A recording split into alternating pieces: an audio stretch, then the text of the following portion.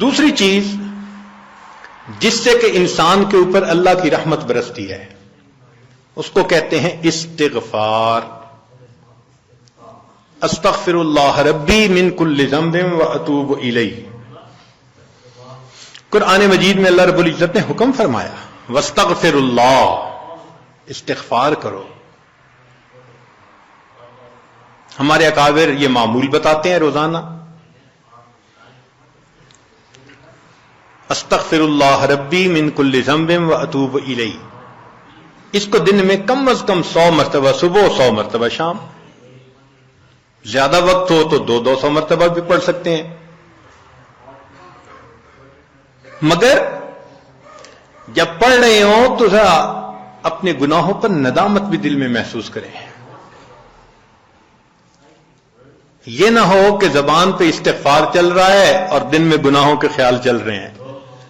رابعہ بصریہ رحمت اللہ علیہ فرماتی تھیں استغفارنا یحتاج الی استغفار، کہ ہم ایسا استغفار کرتے ہیں کہ اس کے اوپر ہمیں استغفار کرنے کی ضرورت ہے. سبح برکف، توبہ برلب، دل پر از لطف گناہ. ہاتھ میں تسبیح، زبان پہ توبہ اور دل گناہ کی لذت میں پڑا ہوا ہے. معصیت را خن میں آیت بر استغفار ما، میرے استغفار کے اوپر تو گناہ بھی کھڑا ہنس رہا ہے. تو ایسا استغفار نہ ہو. صحیح ندامت کے ساتھ ہم استغفار پڑھیں تو اللہ تعالی کی رحمت برسے گی. دلیل قرآن عظیم الشان، بات پکی. اللہ رب العزت شاہ فرماتے ہیں لولا تستغفرون اللہ لعلکم ترحمون. قرآن کی آیت.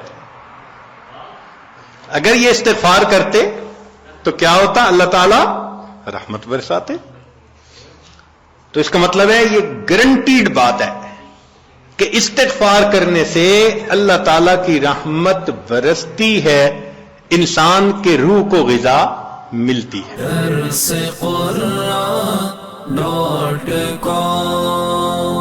www.darsequran.com